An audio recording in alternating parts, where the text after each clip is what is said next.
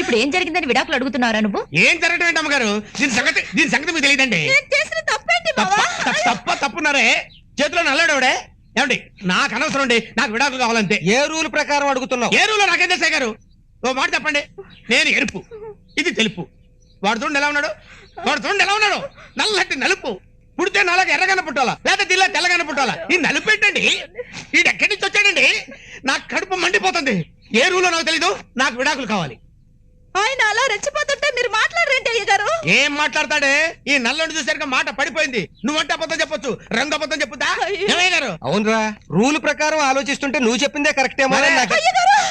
ఇప్పుడు పాలల్లో కలిసి మీటర్ తో చూస్తే తెలుస్తుంది, మరి కలర్ లో కలిసి ఏ మీటర్ చెప్తుంది? ఊరుకోండి మీరు. వాడేదో వాగుతుంటే మీరు అలా మాట్లాడతారేంటి? చెట్టు కాసే కాయని కడుపును పుట్టే బిడ్డని నిర్ణయించేది ఆ పైవాడు. ఎవడు ఆ పైవాడు? బాబు మీరే మా కాపురం నిలబడేలా చూడండి. మళ్ళీ ఏదైనా గొడవ చేస్తున్నాడా?